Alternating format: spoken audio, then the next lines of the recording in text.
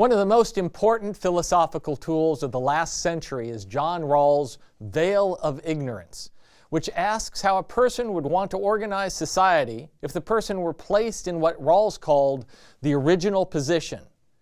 But behind the veil of ignorance, this person would not know, according to Rawls, quote, his place in society, his class position or social status, nor does he know his fortune in the distribution of natural assets and abilities, his intelligence and strength, and the like, nor, I'll add, his or her gender.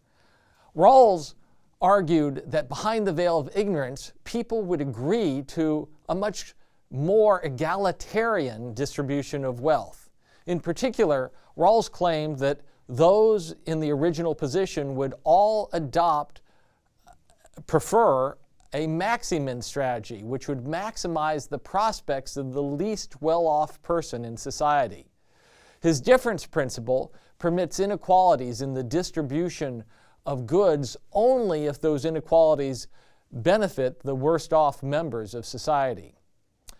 Rawls's particular answers to the thought experiment have been criticized. For example, behind the veil of ignorance, if you had a choice between a distribution where everyone had $2 of wealth and another distribution where everyone had $1 million except for one person who had $1, which would you decide?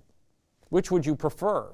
I believe Rawls would argue that people would prefer the distribution where everyone had $2, everyone received $2.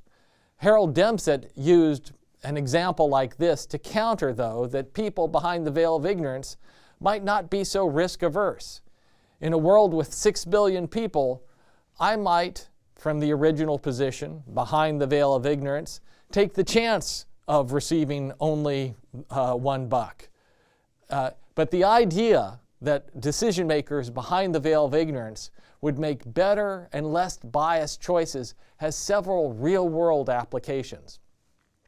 Claudia Golden and Cecilia Rouse have shown that orchestras that auditioned musicians behind a screen started hiring substantially higher proportions of women.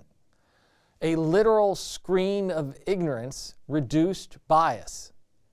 A crucial implication of Rawls is that having a decision maker no less can perversely improve decision making. Akhil Amar has argued that lawmakers today are somewhat analogously behind the veil with regard to regulation of the distant future. It would be difficult to get bipartisan consensus with regard to whether the tenure of Supreme Court justices should be limited today, because it's clear whether liberal or conservative justices are most likely to be affected by any mandatory retirement rule that took effect now. But it's close to impossible to predict the political impact of limiting judicial tenure 50 years from now, so it might be possible to find more bipartisan consensus for rules that only take effect in the future. The 22nd Amendment limiting presidents to serving 2 terms was easier to pass because it did, quote, not apply to any person holding the office of president when this article was proposed by the Congress, unquote. Adrian Vermeule has identified a host of constitutional and statutory veil of ignorance rules, which he defines as rules that suppress self-interested behavior on the part of decision makers by subjecting the decision makers to uncertainty about the distribution of benefits and burdens that will result from a decision.